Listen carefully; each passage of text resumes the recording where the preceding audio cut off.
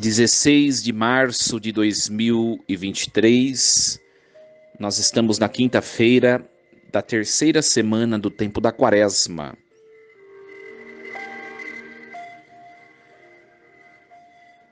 Meus queridos filhos e filhas, muito bom dia. Os acolho em nome de Jesus, sejam todos bem-vindos a este momento tão precioso do nosso dia em que nós relaxamos, paramos para ouvir a palavra de Deus. Vamos iniciar em nome do Pai, e do Filho, e do Espírito Santo. Amém. Nesta manhã nós vamos meditar o Evangelho de hoje, Lucas 11, do 14 ao 23. Naquele tempo, Jesus estava expulsando um demônio que era mudo. Quando o demônio saiu, o mudo começou a falar, e as multidões ficaram admiradas. Mas alguns disseram: é por Beelzebu, príncipe dos demônios, que ele expulsa os demônios. Outros, para tentar Jesus, pediam-lhe um sinal do céu. Mas, conhecendo seus pensamentos, Jesus disse-lhes: todo reino dividido contra si mesmo será destruído, e cairá uma casa por cima da outra. Ora, se até Satanás está dividido contra si mesmo, como poderá sobreviver o seu reino? Vós dizeis que é por Beelzebu que eu expulso os demônios. Se é por meio de Beelzebu que eu expulso os demônios, vossos filhos os expulsaram por meio de quem? Por isso eles mesmos serão vossos juízes. Mas se é pelo dedo de Deus que eu expulso os demônios, então chegou para vós o reino de Deus. Quando um homem forte, bem armado, guarda a própria casa, seus bens estão seguros. Mas quando chega um homem mais forte do que ele, vence-o, arranca-lhe a armadura na qual ele confiava e reparte o que roubou. Quem não está comigo, está contra mim. E quem não recolhe comigo, dispersa. Palavra da salvação. Glória a vós, Senhor. Meus queridos filhos e filhas, um texto bastante conhecido, o Evangelho de hoje. Alguns pontos para nós meditarmos nesta manhã. Primeiro, que Jesus expulsa um demônio que era mudo. Aquela pessoa estava possuída por um demônio que a deixava muda. Evidente que toda a cura que Jesus realiza no Evangelho, ele não realiza simplesmente para livrar aquela pessoa do mal. Mas quando ele faz uma cura, ele enxerga naquela pessoa enferma ou possuída a nossa pessoa. Com toda certeza, Jesus, sendo Deus, quando ele vai curar esse homem, passa na sua mente humana todos os seres humanos dos quais ele também expulsa tal demônio. O que significa? Então, o importante para nós é o significado dessa cura. Este homem possuído por esse espírito mudo somos nós,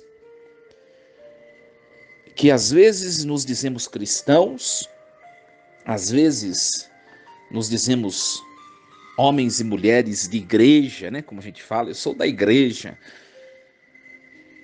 Mas a nossa alma é muda, é incapaz de anunciar o amor, a alegria, a bênção e a verdade que vem de Deus. Quer um exemplo para a gente perceber que nós também temos em nós, de certo modo, esse espírito mudo que nos deixa mudo? Quando acontece alguma dificuldade na vida e a gente passa a reclamar da vida como se a nossa vida inteira fosse uma vida de maldições. A incapacidade de reconhecer que nós também vivemos momentos bons. Espírito mudo, incapaz de proferir palavras de gratidão. Sabe, um outro exemplo, pessoas que só reclamam da vida, pessoas negativas, sabe, pessoas pesadas. Pode ser que sejamos nós que estamos ouvindo essa reflexão. Espírito mudo, incapaz de proferir palavras de bênção, de esperança, de confiança, de fé, de alegria. Espírito mudo. Um outro exemplo, sabe, pessoas que só tratam mal os outros, que são impacientes, que são grosseiras, mal educadas, arrogantes. Espírito mudo. Torna a pessoa incapaz de ser uma pessoa cheia de docilidade, de mansidão, de palavras alegres, confortantes, pessoas agradáveis. Olha quantos exemplos o Padre deu. E poderia dar muitos outros. Às vezes nós somos esse espírito mudo. E depois disso, então a primeira coisa, peçamos a Deus hoje, meus queridos, que nos dê a graça de nos libertarmos desse espírito mudo capaz de colocar nos nossos lábios palavras boas, palavras que vêm de Deus, palavras alegres, palavras positivas, palavras de esperança, de fé, de confiança, palavras dóceis, palavras agradáveis, palavras com docilidade, palavras de simpatia, de amor, de esperança, de paz. Peçamos a Deus hoje.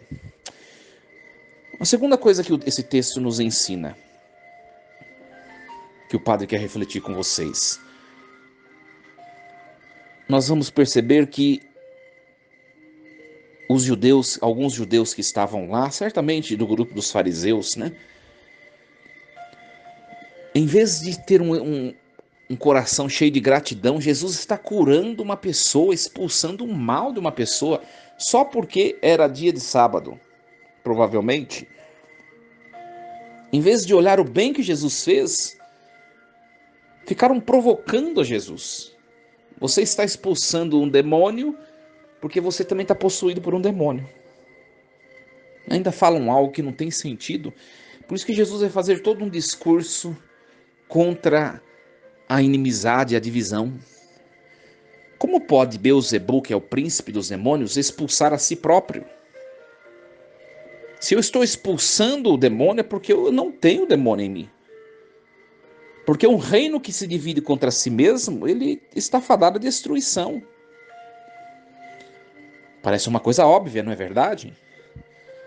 Muito bem, meus queridos, parece óbvio. Mas sabe que a gente faz a mesma coisa que os fariseus, que os judeus daquela época? Só que a gente não fica só na opinião.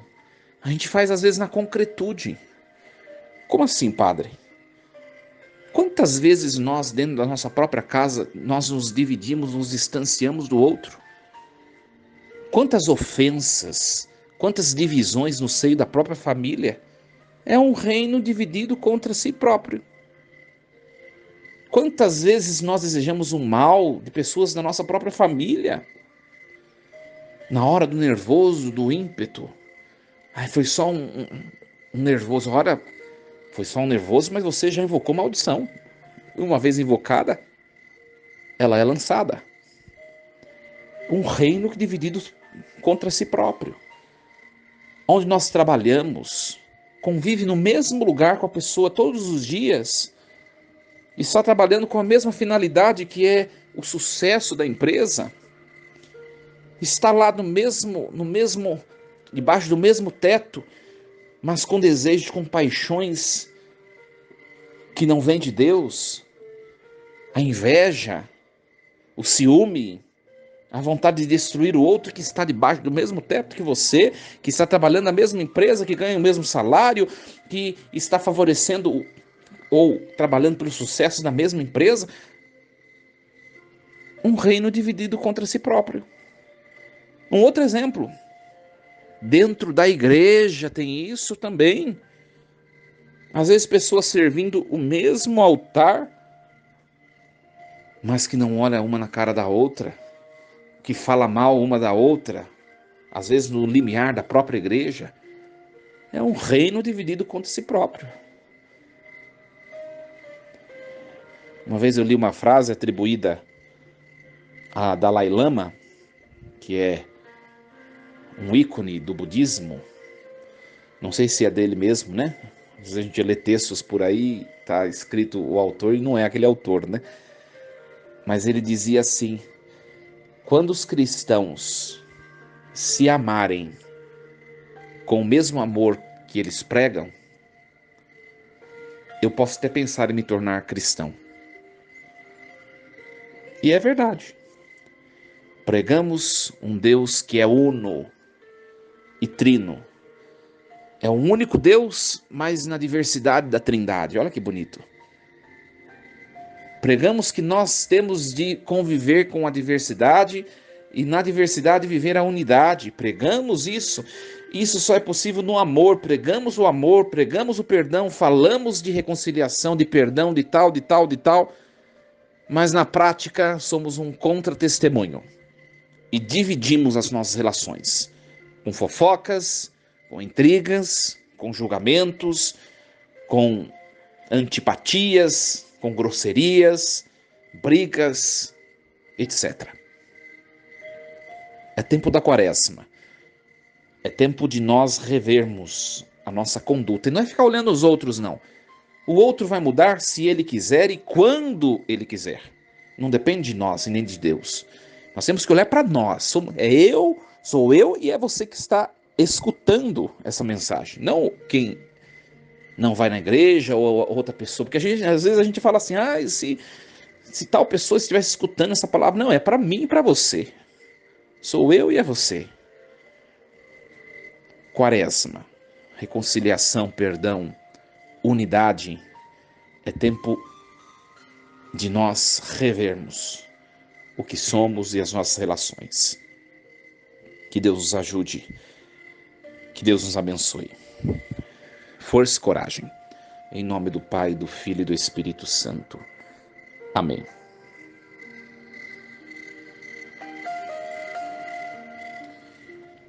Meus queridos, e lembremos-nos sempre, Deus está no comando de tudo.